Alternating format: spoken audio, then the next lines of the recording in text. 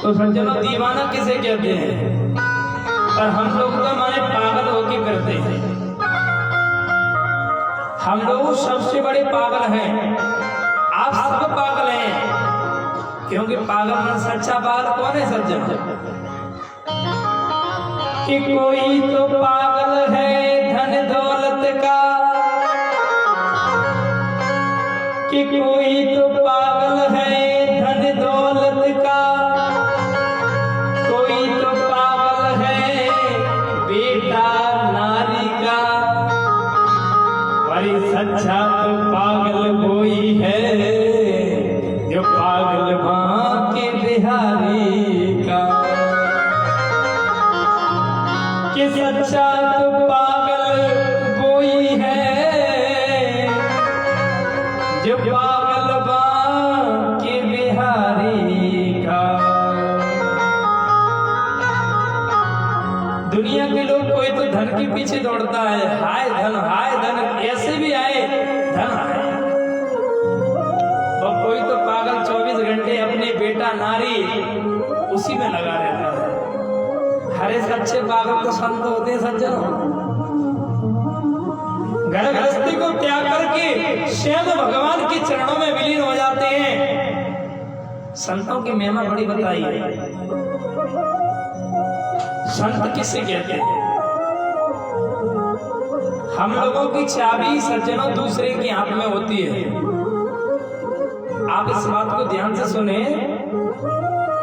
हम लोगों की चाबी दूसरे के हाथ में होती है। किसी ने माला पहना दी और किसी ने भोजन करा दिया, अरे पुराने व्यक्ति के यहाँ पे गए थे, ऐसा सम्मान मिला।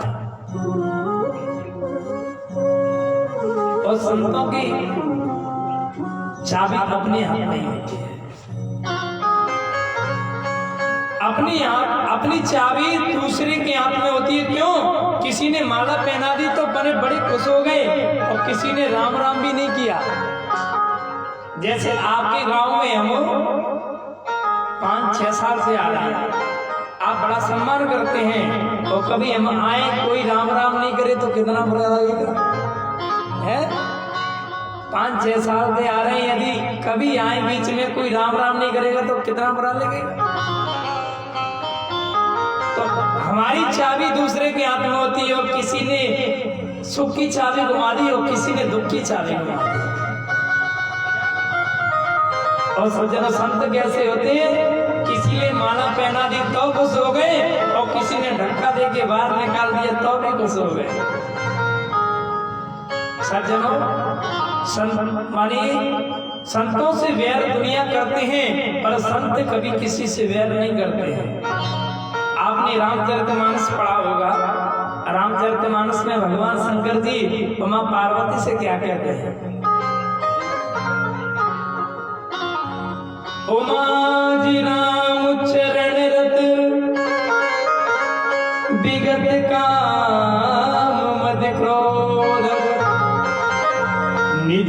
प्रभु में देखे जगत कीसन करहि विरोध। निज प्रभु में देखे जगत कीसन करहि विरोध।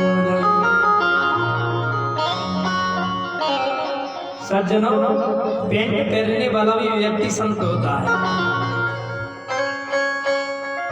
पेंट पहनने वाला भी व्यक्ति संत है। संत का मतलब क्या है? निज प्रभु में देखे जगत कीसन करहि विरोध।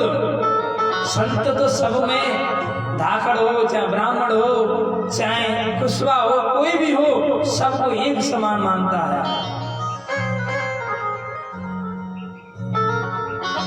निज प्रभु में देखे जगत कीसन करहि विरोध। ऐसे हम लोग हैं। आपके बच्चे यदि आपस में लड़ रहे हैं तो सबसे पहले अपने बच्चे में थाप नहीं देगा व्यक्ति। चाहे अपने बच्चे ने गलती की है, पर जब भी अपने बच्चे में थाप नहीं देगा और दूसरे में जाकर ऐसा लाल पीला कर देगा उसे, तो वो व्यक्ति मानी ईर्ष्या है उसके अंदर। तो हमेशा व्यक्ति को अपनी लड़की को डांटना चाहिए। पड़ोसी के बच्चे को पीछे डांटना चाहिए। सबसे पहले बच्चे अपने को डांटना चाहिए। और समान एक व्यक्ति को एक दृष्टि से देखना चाहिए। तो भगवान श्री राम जी सभी अवधवासियों को ले गए, पर हनुमान जी इसी मृत्यु लोक में यहाँ पे रह गए। सज्जनों, कलयुग की देवता है तो हनुमान जी और माता दुर्गा है। सज्जनों, अब तो एक दिन की बात है। बद्रीनाथ से सनक सनंदन सनातन सनत कुमार सत्संग के लिए बद्रीनाथ में विराजमान थे। और जैसे ही विराजमान थे तो इधर से नारद जी बड़े घबराते तुरंत माने सनक सनंदन सनातन सनत कुमार से मुलाकात हुई। और जब जैसे ही नारद जी के मुंह पे मलिनता देखी है तो सनत कुमारों ने अंजन से दिया, कथम ब्रह्मण दीन मुखः कुतस्यन्ता तुरो भवान् गम्यते पुत्र कुतस्या गमनं तव। अरे ब्रह्मा के पुत्र नारद जी, इतनी उदास होकर आप कहाँ जा रहे हैं? आप इतनी शीघ्रता से कहाँ के लिए जा रहे हैं? तब नारद जी ने सनक सनंदन सनातन सनत कुमार से क्या कहा कि महाराज, मैंने मन में सोचा कि चलो मैं मृत्यु लोक में जाकर देखूं मृत्यु लोक में व्यक्ति सुखी है कि नहीं। नारद जी स्वयं सनक सनंदन सनातन सनत कुमार से कह रहे हैं कि मैंने मन में सोचा कि मैं मृत्यु लोक में जाकर देखूं कि माने कोई व्यक्ति क्या कर रहा है। तो सबसे पहले नारद जी क्या कहते हैं कि सबसे पहले मैं तीर्थों में गया। कौन कौन से तीर्थ में गए हैं? अहम तो पृथ्वी यातो गत्वा सर्वतो मिति पुष्करं च प्रयागं च काशीं गोदावरीं तथा। नारद जी कौन कौन से तीर्थ में गए? और नारद जी को कहाँ शांति नहीं मिली है? पुष्करं च प्रयागं च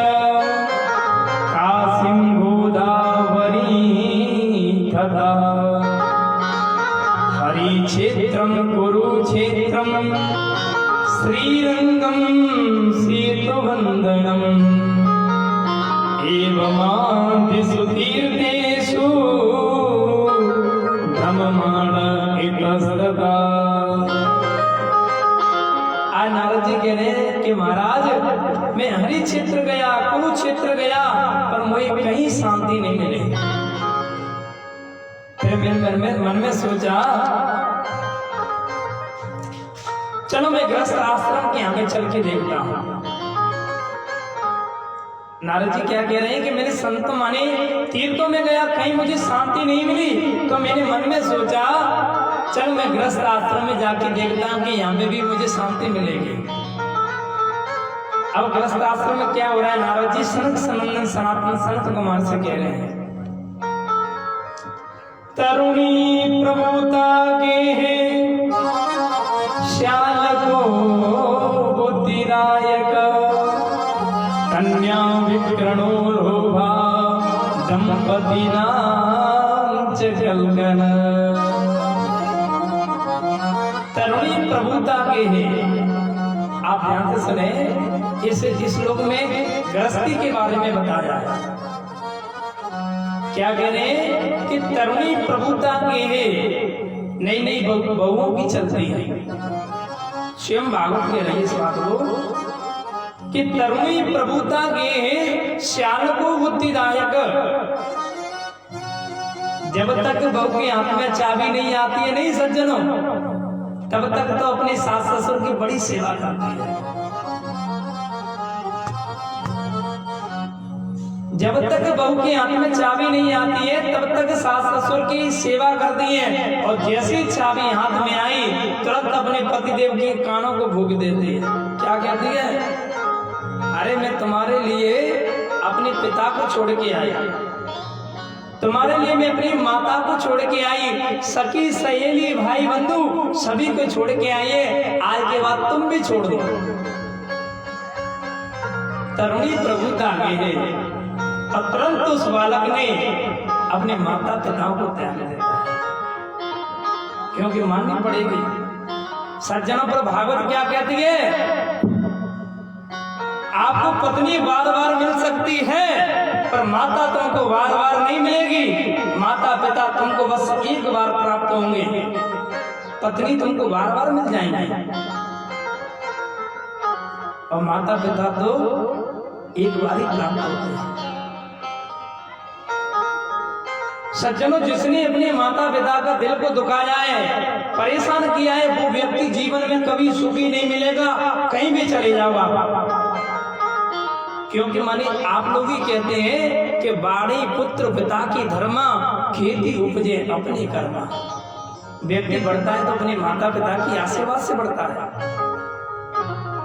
व्यक्ति बढ़ता है, हम लोग कहने लगे कि हम व्यास मंच पे बैठे हैं, अपने कर्मों से बैठे हैं, नहीं, माता पिताओं की आशीर्वाद से, गुरुजनों की आशीर्वाद से, आप सभी लोगों की आशीर्वाद से इस मंच पे बैठे हैं। तो व्यक्ति को कभी अपमान नहीं करना चाहिए कि मैं पुलिस वाला बन गया, मैं इंजीनियर बन गया। अब आए गुंदलाला जाके नहीं, पुलिस वाला बन गया, इंजीनियर बन गया, मैं अपनी बजौलत बनाऊं नहीं। बाढ़ी पुत्र पिता की धर्मा, खेती उपजे अपने कर्मा। व्यक्ति कहता है अरे हम तो इंजीनियर हैं। सज्जनों, मैं आपसे एक बात कहता हूं, आप कहीं रिश्तेदारी में जा रहे हैं, रिश्तेदारी में जाने के बाद यदि बच्चे ने मलमूत्र त्याग कर दिया, पेशाब कर दी, तो मेरी माताएं 1000 रुपए की साड़ी क्यों ना पहनी हो, आप इस बात का ध्यान देना। आप कहीं रिश्तेदारी में, माता यदि रिश्तेदारी में जाती है 5000 की साड़ी पहन के जाए, तो यदि उसके बालक ने यदि पेशाब कर दी तो 12,000 रुपए की साड़ी से भी उस व्यक्ति की चट्टी चेंज कर देती है। उस माता की एहसानों को व्यक्ति भूल जाता है। आप 1000 बार नहीं 100 बार जन्म ले लो, पर माता, अपने माता पिता के एहसानों से कभी उदाहरण व्यक्ति नहीं हो सकता है। तरुणी प्रभुता के घर में नहीं बहू की चलती है, श्याल को बुद्धिदायक। यदि घर में कोई शुभ कार्य करते हैं तो सबसे पहले फोन करते हैं, अरे साले साहब जल्दी से आ जाओ, हमको कथा करवानी है, सलाह दो कौन से पंडित जी बुलाए। पहले के जमाने में कहावत थी कि दीवार बिगाड़े आरो और घर बिगाड़े सारो। यदि कोई सलाह लेना चाहिए तो बड़े बुजुर्गों से सलाह लेना चाहिए, क्योंकि बड़े बुजुर्गों का जो अनुभव होता है वो नई लड़की का अनुभव नहीं होता है। बड़े बुजुर्गों ने दुनिया देखी है, छोटे लोगों ने भी दुनिया नहीं देखी है। एक जगह की मैं बात बता रहा हूं, इसी वर्ष की बात है। एक घर में शादी थी, उसके लड़की के पिता कह रहे हैं कि लाला कम से कम 2000 आदमी का भोजन बनाना। उसने कही पिताजी मेरा इतना वार नहीं है, मैं तो 1000 आदमी का भोजन बनाऊंगा। और तुरंत भोजन बनाया और भोजन में करते करते करते 10 बजे तो भोजन समाप्त हो गया। उस बूढ़े पिता ने कहा बेटा मैंने तुमसे पहले ही कहा था कि 2000 आदमी का भोजन बनाना। तो सलाह बड़े बुजुर्गों से भी लेना चाहिए। अपनी मत के अनुसार कभी कोई कार्य नहीं करना चाहिए, बड़े बुजुर्गों से सलाह जरूर लेना चाहिए। तरुणी प्रभुता के श्याल को बुद्धिदायक कन्या विक्रणो लोभा दंपतिनां चकलगन। अब नारद जी क्या कह रहे हैं कि मैं जैसे ही मने तरुणी प्रभुता की ही श्याल को बुद्धिदायक कन्या विक्रणो लोभा, व्यक्ति लोग के कारण कन्या की बिक्री कर रहे हैं।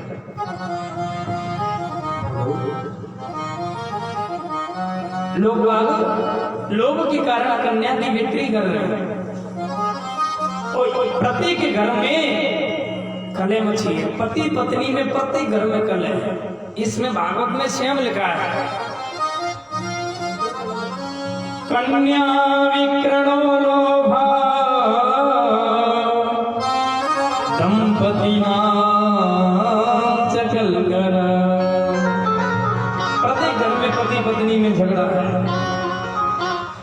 अब तो नारद जी कहे कि मैंने जैसे तुरंत गया तो अब मैंने मन में सोचा चलो मैं तो वृंदावन में जाके देखता हूँ कि वृंदावन में तो मुझे शांति जरूर मिलेगी, वृंदावन में तो मुझे जरूर शांति मिलेगी। और मैंने वृंदावन में जाके क्या देखा, एक माता, उस माता के साथ में 2 वृद्ध पुरुष पड़े थे। नारद जी सनक सनंदन सनातन सनक कुमार से कह रहे हैं कि मेरे मन में सोचा कि चलो मैं तो वृंदावन में जाके वृंदावन में जाऊंगा, मुझे शांति जरूर मिलेगी।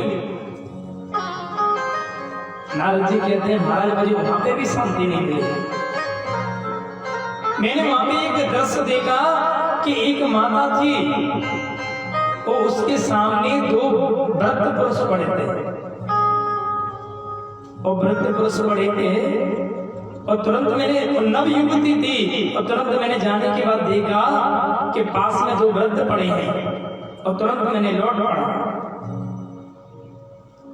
अब तो कहने लगे भोगो साधु चरण तिष्ठ मचिंता अपरासय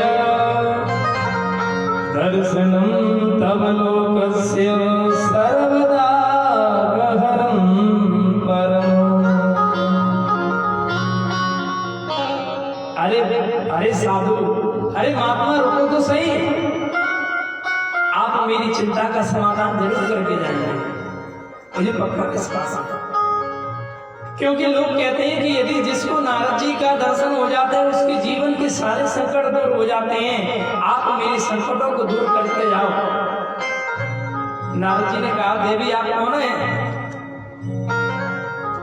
तब माने देवी कहती है कि मैं, मेरा नाम है भक्ति। ये पुरुष कौन है? बोले ये पुरुष है मेरे पुत्र।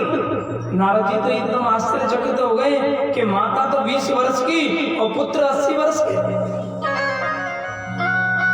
नारद जी तो चकाचौंध कहा गए कि हमारे माता तो 20 वर्ष की है और पुत्र 80 वर्ष के। नारद जी कहते हैं माता आप झूठ बोल रही हैं। तब माने भक्ति महारानी कहते हैं कि महाराज मैं सौगंध खा के कहती हूँ यही मेरे पुत्र हैं, पर मैं क्या करूं कि जैसे मैं वृंदावन में आई तो वृंदावन में आने के बाद मेरे ज्ञान वैराग्य पुत्र वृद्ध हो गए तो मैं नव युवती हो गई। तो सज्जनों आप कभी वृंदावन में गए होंगे तो वृंदावन में रक्षे वाला भी राधे राधे कहता है। हम लोग कहते हैं हट जाइए भैया, वहां पे ये संबोधन नहीं है, राधे राधे अपने आप रास्ता मिल जाएगा। तो यदि वृंदावन में जाएंगे तो ज्ञान वैराग के साथ में जाएंगे तो आपको कुछ भी नजर नहीं आएगा, मात्र गंदी नाली नजर में आएंगे। और यदि वृंदावन में भक्ति महारानी के साथ में जाएंगे तो टेढ़ी टांग वाला मुरली बजाता हुआ आपको नजर में आएगा। वृंदावन में तो मात्र भक्ति महारानी है। अब तो नारद जी ने क्या किया, वेद वेदांत का पाठ कर दिया, गीता पाठेर महरु महरु, बार बार गीता का पाठ सुनाया। जब भी थोड़ी देर के लिए तो उठते हैं, उठने के बाद तुरंत मूर्छा होकर जमीन पर गिर पड़ते हैं। और जैसे ही मूर्छा नहीं खुलती है तुरंत क्या करते हैं, अब तो नारद जी हमारे बड़ी चिंता में पड़ गए, अब मैं क्या करूं, क्योंकि भक्ति महारानी को शपथ दी थी कि मैं ब्रह्मा का पुत्र नहीं जो आपके पुत्रों को जीवित ना कर दूं, नवयुवत ना बना दूं। अब तो नारद जी हमारे मन में सोचने लगे कि मैंने प्रतिज्ञा तो कर ली और ये तो खड़े नहीं होते हैं। अब जैसी चिंता में नारद जी बैठे तुरंत आकाशवाणी हो गई, अरे नारद जी खेद ना करो, आप तो सत्संग करो, सत्संग करो। अब नारद जी मन में सोचने लगे सत्संग क्या है। अब नारद जी कहते हैं सनक सनंदन सनातन सनत कुमार से, महाराज आप हमको बताओ मैं ऐसा कौन सा सत्कर्म करूं जिससे ज्ञान वैराग्य तुरंत जीवित हो जाए। आज सनक सनंदन सनातन सनत कुमार हंस पड़े, अरे नारद जी आप तो ब्रह्मा के पुत्र हैं, आपके पिता को तो 4 वेद आते हैं और जब भी आप नहीं जानते हैं। नारद जी कहते हैं महाराज हम नहीं जानते हैं। सत्कर्म सूचको नूनम ज्ञान यज्ञ स्मृतो हृदय श्रीमद् भागवतालाप सतु गीता सुखा देवी। अरे नारद जी सत्कर्म कोई और नहीं है, सत्कर्म ही श्रीमद् भागवत महापुराण है। आप भागवत सुनाओ तो तुरंत जीवित हो जाएंगे। नारद जी कहते हैं महाराज मैं क्या करूं, मैंने वेद वेदांत का पाठ सुना दिया, बार बार गीता सुना दी, पर जब भी माने ज्ञान वैराग्य नहीं उठी तो एक भागवत से कहां से उठ जाए। तब सनक सनंदन सनातन संत कुमार कहते हैं कि महाराज एक बात बताओ, मिठाई कैसे बनती है। बोले मिठाई ऐसे बनती है कि गन्ना ले जाते हैं, गन्ने को कोरू में पेलते हैं, रस निकलता है और रस में शक्कर बनती है और शक्कर से मिठाई बन जाती है। और तुरंत दूसरा उदाहरण होते हैं, कहने लगे जैसे दूध है, दूध में मक्खन डालते हैं और मक्खन डालने के बाद मंथन करते हैं और मंथन करने के बाद तुरंत घी निकलता है। ऐसे ही श्रीमद् भागवत सभी ग्रंथों का सार ही श्रीमद् भागवत महापुराण है। सत्कर्म सूचको नूनम ज्ञान यज्ञ स्मृतो हृदय श्रीमद् भागवतम सतु गीता सुखा देवी। बिनु सत्संग विवेक न होई, बिनु सत्संग विवेक न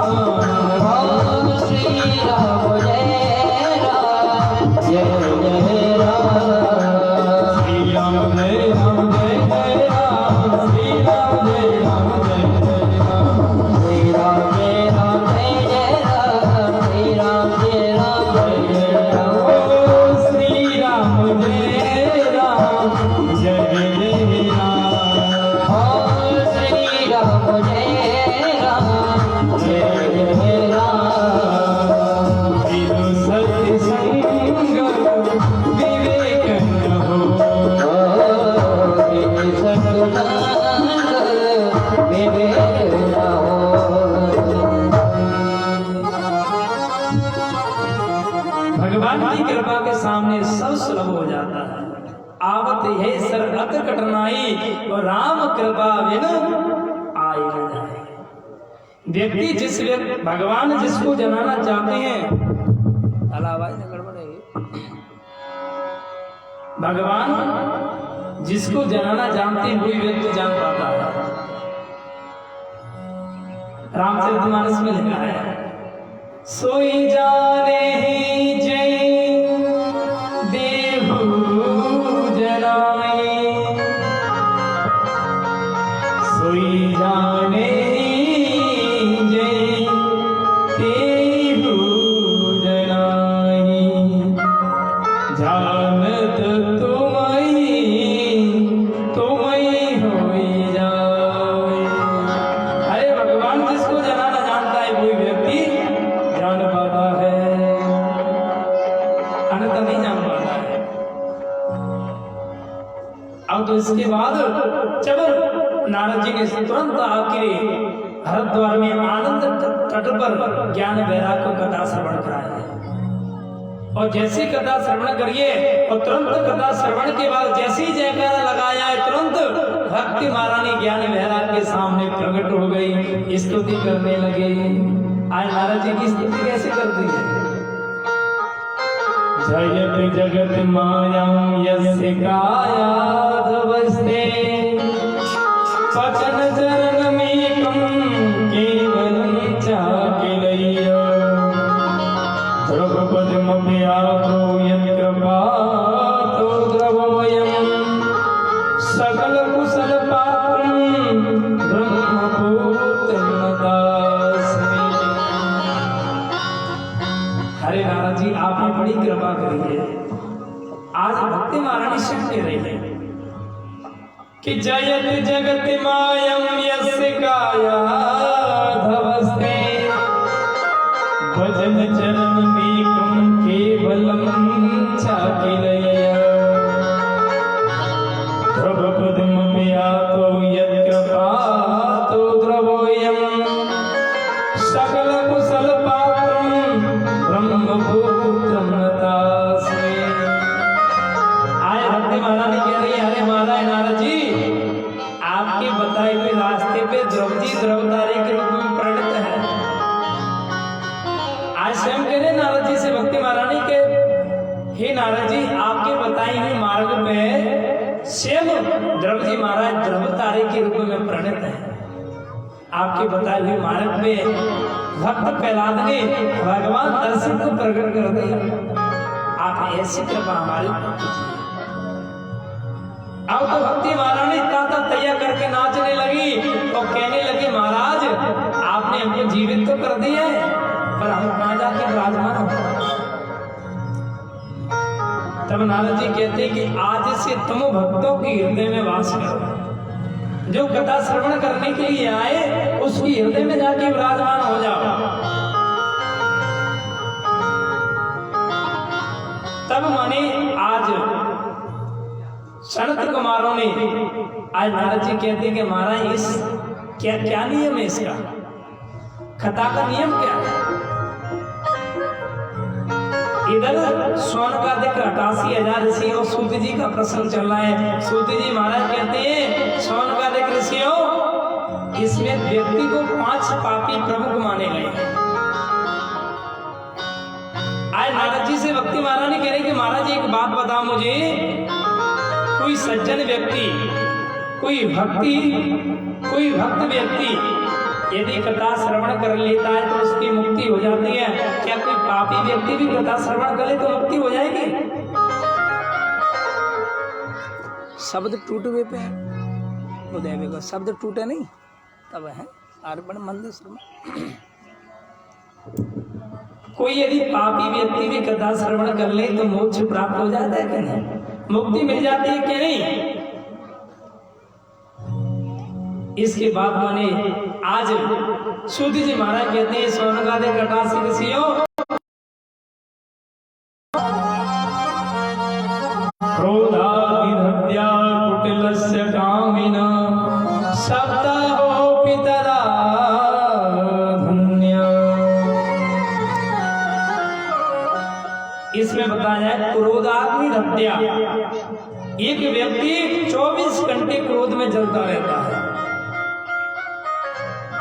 क्रोधाग्निधत्या कुटिलस्य कामिना, एक होता है कामी पुरुष, एक होता है कुटिल। क्रोधाग्निधत्या कुटिलस्य कामिना सप्तायज्ञेन कलौ पुनन्ति ते। आज सूत जी महाराज कहते हैं कि 5 पापी प्रमुख माने गए हैं। 5 पापी कौन कौन है? सबसे पहले पापी है ब्रह्मघाती, ब्राह्मण की हत्या करने वाला। पहला पापी कौन सा है? बोले ब्रह्मघाती, जो ब्राह्मण की हत्या करने वाला। और दूसरा पापी है गौघाती, गौ की हत्या करने वाला। और तीसरा पापी है सोनी चुराने वाला। किसी माता बहनी का कुंडल टपक जाए, कुछ टपक जाए, उसको चुरा लेता है तो वो भी तीसरे नंबर का पापी है, सोने चुराने वाला। और चौथे नंबर का पापी है मदरा पान करने वाला। मदरा तो आप जानते ही हैं, शराब को बोलते हैं। चौथे नंबर का पापी है मदरा पान करने वाला। और 5वां पापी है इन चारों का साथ देने वाला। ये 5 पापी प्रमुख हैं। यदि ये भी धोखे से भगवान की कथा श्रवण कर लेते हैं तो उसके भी पाप कट जाते हैं। क्रोधाग्निधत्या कुटिलस्य कामिना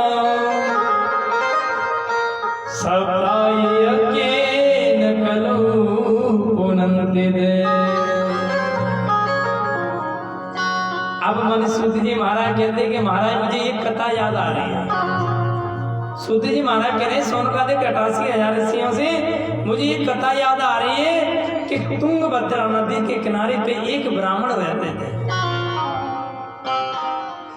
तुंगभद्रा तटे पूर्वम भूतपतन्मुदं मम यत्र भरणा स्वधर्मेण सत सत कर्म तद्वदा। उस ब्राह्मण का नाम था आत्मदेव ब्राह्मण। ब्राह्मण नित्य प्रतिदिन संध्या करने वाला। सज्जनों, यदि ब्राह्मण के पास एक हथियार है तो वो कौन सा है? बोले गायत्री मंत्र। गायत्री मंत्र में इतनी ताकत है, यदि ब्राह्मण नित्य प्रतिदिन एक माला का जाप करता हो, गायत्री मंत्र है, यदि ब्राह्मण यदि गायत्री मंत्र का नित्य प्रतिदिन एक माला जाप करता हो, सज्जनों, वो झूठे से भी कोई बात कह दे वो सत्य बात होके रहती है। गायत्री मंत्र बड़ी ताकत है। नित्य प्रतिदिन आत्मदेव गायत्री मंत्र का जाप करता था। उनकी भार्या का नाम बड़ा विचित्र था। उनकी भार्या बड़ी विचित्र थी। बोले कौन सी? बोली धुंधली। यथा नाम तथा गुण। पंडित जी तो बेचारे सुबह सुबह चले जाते पूजा पाठ करने के लिए यजमान के घर पे, और जब तक पंडितानी एक दूसरे से झगड़ लेते, और जैसे पंडित जी लौट के आते तो दरवाजे पे ऐसी खड़ी हो जाती कि सती साथी यही है। भगवान को ये चीज पसंद नहीं है। भगवान कभी ये नहीं देखता है कि व्यक्ति गोरा है कि काला, भगवान कभी ये नहीं देखता है व्यक्ति धनवान है कि गरीब, भगवान कभी ये नहीं देखता ये पहलवान है कि पतला है। भगवान तो क्या देखते हैं, व्यक्ति के मन को देखते हैं। निर्मल मन जन सोहिता, निर्मल मन जन सोहिता,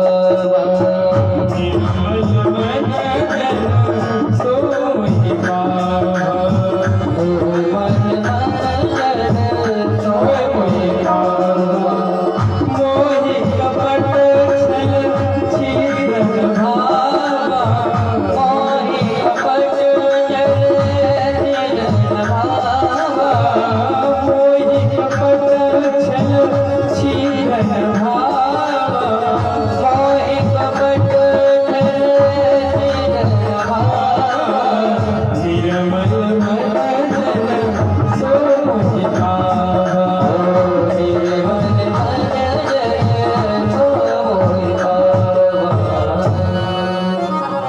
भगवान तो व्यक्ति के मन को देखता है। आप मंदिर में जाते हैं और मंदिर में पूजा करते हैं, पूजा करते करते क्या ध्यान जाता है, बोले चप्पलों में। मंदिर में पूजा करते हैं, पूजा करते समय क्या ध्यान जाता है, बोले चप्पल पे अभी 250 रुपए के पैर के आ जाऊं, कहीं चप्पलों को चुरा नहीं ले जाए। पास में चप्पल खड़ी है, पास में चप्पल है और सामने भगवान की मूर्ति है। व्यक्ति कैसा करता है, तुमेव माता च पिता तुमेव, तुरंत निगाह को चप्पलों की तरफ कर लेता है कि चप्पल ठीक रखे। तुमेव बंधु जसका तुमेव, भगवान को ये पसंद नहीं है। भगवान कहते हैं कि मुझे आप लाखों रुपये मत चढ़ाओ। भगवान कहते हैं मुझे वस्त्र मत चढ़ाओ। तो भगवान क्या कहते हैं कि माने श्रद्धा के साथ में भगवान के सामने 1 रुपये भी चढ़ाएंगे तो भगवान स्वीकार करेगा, और यदि श्रद्धा नहीं है तो लाखों रुपए भगवान के सामने चढ़ा दो, कोई असर पड़ने वाला नहीं। भाव का भूखा हूं मैं, भाव ही बस सार है, बाबू से मुझको भजो तो भव से भेड़ा पार है। तो भगवान तो व्यक्ति के मन को देखते हैं। अब तो पंडित जी जैसे पूजा पाठ करके आते थे तो सामने खड़ी हो जाते, तो पंडित जी को बताता कि मेरी पत्नी तो ठीक है, ये पड़ोसी लोग शिकायत करते हैं वो बिल्कुल गलत बात है, मैं नहीं मानता। पंडित जी के घर में एक गौ माता है और तुलसी का पौधा है, तुलसी का पौधा भी सूख जाता है पंडित जी के घर पे। आज तो पंडित जी के मन में माने विचार आया कि मेरी संतान नहीं है। जैसे एक बार आया दशरथ जी को गिलानी हुई थी, चौथे दिन कथा में सुनाएंगे कि राजा दशरथ को गिलानी कैसे हुई। एक बार राजा दशरथ जी को भी गिलानी हुई कि मैं सुत नहीं है, पुत्र नहीं है, तो आज आत्मदेव के मन में आया कि मैं भी पुत्र नहीं है।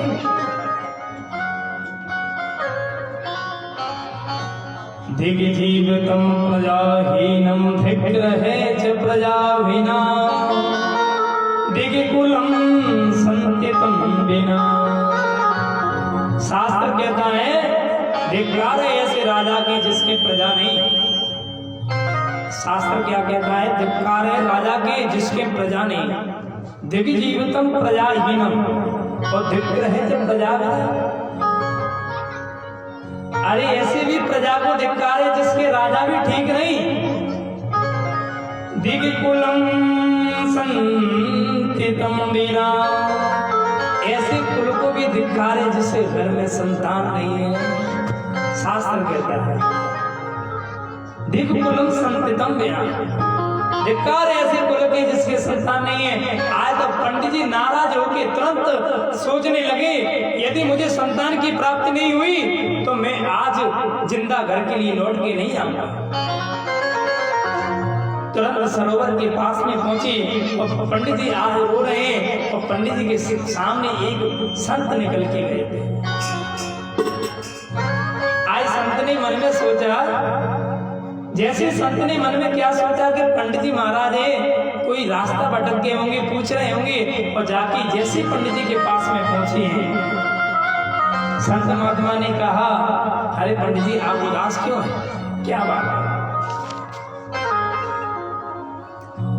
मुंजा ज्ञानम प्रजारूपम वलिष्ठा कर्मणो गति विवेकम तु समासाद्य भज संसार वासिना कथम रोदसी विप्रतम काति चिंता वलीयसी सुखम दुखम वयम क्षेमम जायते।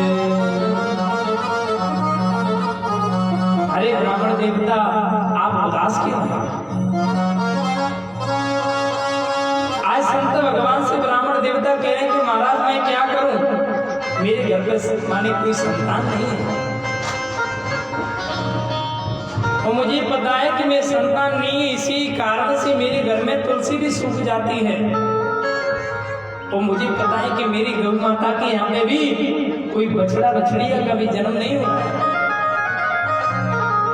अब संत महात्मा सोचने लगे मन में, अरे मैं तो पंडित जी को ये समझ रहा था कि कोई ज्ञान की बात करेंगे, ये पंडित जी तो पुत्र की कामना के लिए आज अपने प्राणों को तक रहे हैं। संत महात्मा ने कह दिया, ये ब्राह्मण देवता तुम्हारे घर पे तो 7 जन्मों तक संतान का योग नहीं है। अब तो ब्राह्मण बहुत घबराने लगा। अब तो मन में कह दिया कि यदि मैं आपने मुझे संतान का प्राप्त होने का वरदान नहीं दिया तो मैं आपके चरणों में अपने प्राणों को तक दूंगा। संत महात्मा कहने लगे ये ब्राह्मण की हत्या मुझे लगती है, तुरंत एक फल निकाल के दे दिया, जाके अपनी पत्नी को खिला देना, सुंदर पुत्र का जन्म तुम्हारी होगा। तुरंत आत्मदेव दौड़े दौड़े आए और माता धुंधली को उस फल को दे दिया और जैसे फल को दिया है अब तुम्हारे धुंधली मन में सोचने लगी, क्या सोच रही है? फलवक्षेण गर्भस्या गर्भेणोदरव्रत्यता स्वल्पवक्षं ततो शक्ति गृहे कार्यं कथं भवेत्। अब पड़ोसन आई, पड़ोसन से क्या कहते हैं, अरे हमारे पतिदेव ना जाने संतों पे इतना विश्वास करते हैं कि संतों ने फल दे दिया, और जैसे फल से कभी पुत्र होता है क्या? पड़ोसन से क्या करे धुंधली, हमारे पति इतने माने पागल हो गए हैं कि संत ने एक फल दे दिया है और फल से कह दिया कि तुम्हारा संतान होगी, कहीं फल से संतान होती है क्या? पड़ोसन क्या कहती है, अरे देवी, अरे संत का प्रसाद है, प्रसाद को खाने में कोई दोष थोड़ी है, अरे पुत्र नहीं होगा तो फल तो खा लेना। अब पड़ोसन से क्या कहते हैं, यदि मैं पुत्र गर्भ में आ गया, यदि फल से पुत्र गर्भ में हो गया तो गांव में यदि आग लग गई तो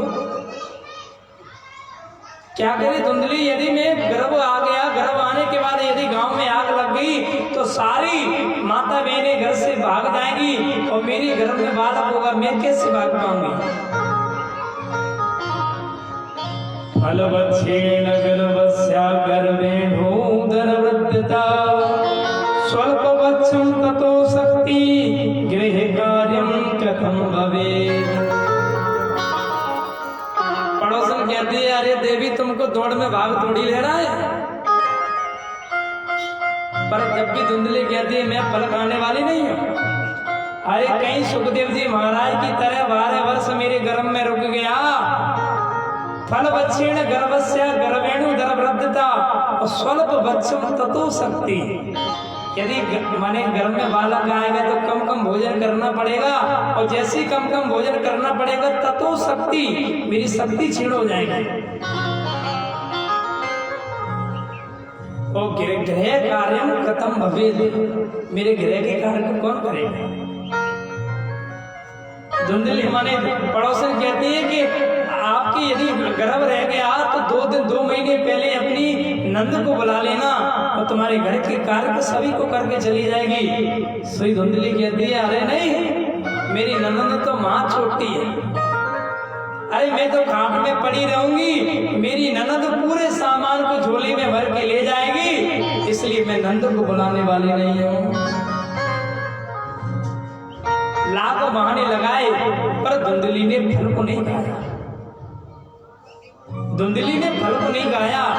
तब धुंधली की ये बहन आई, बहन ने कह दिया अरे बहन चिंता क्यों करते, अरे मेरे यहाँ पे 10 पुत्रों का जन्म हुआ है, बस मेरे पति को धन दे देना, तो अगली संतान जो होगी आप ले लेना।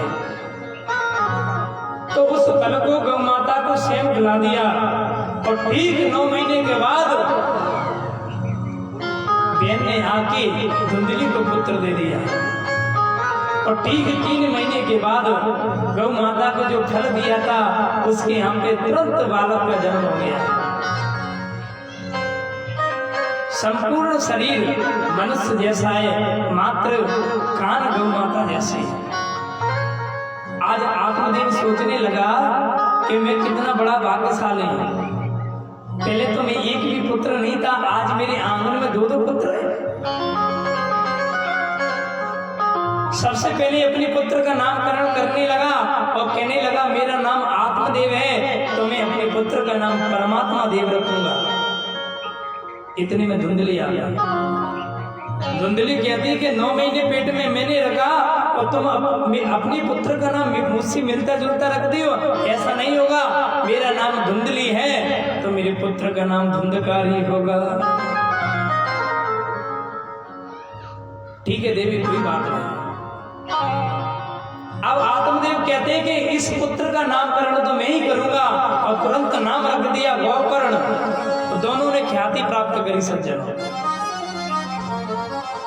दोनों व्यक्ति ने ख्याति प्राप्त करी। बोले कौन कौन सी? गोकर्ण पंडितो ज्ञानी धुंधकारी महाखल। एक तो खल हो गया, एक पंडित हो गया। गोकर्ण इतना विद्वान था, क्योंकि विद्वान क्यों था? क्योंकि वो संत का फल था, और संत सच्चे मन से जिसको आशीर्वाद दे देते हैं सज्जनों, वो नित्य प्रतिदिन बढ़ती चली जाती है। अब तो गोकर्ण का क्या नियम था? चोरी करता था, डांका डालता था, सारा जुआ खेलता था। सारे गांववासी परेशान थे गोकर्ण के मारे। और जैसे परेशान थे, परेशान होने के बाद क्या हुआ सज्जनों? अब तो शिकायत करने लगे, अरे आत्मदेव तुम्हारे पुत्र ने हमारे गांव वासियों को रहना दूर कर दिया है। आत्मदेव बड़ी परेशान होने लगे, कहने लगे कि मैं कितना बड़ा पंडित हूं और मेरे घर में संतान कैसे प्राप्त हुई है। क्योंकि सज्जनों वो खुद माने गोकर्ण की माने आत्मदेव की संतान नहीं थी, संतान तो दूसरे की थी। इस बात को आत्मदेव को नहीं पता था। अब तो एक दिन क्या हुआ कि माने आत्मदेव ने क्या देखा कि घर में शराब की बोतल देखी, कहीं पे मांस के टुकड़े पड़े हैं। आज गोप माने आत्मदेव ने धुंधकारी से कह दिया, बेटा तुमने मेरे सुंदर मंदिर जैसे घर को आए तुम्हें नरक का अड्डा बना दिया। आत्मदेव कहता है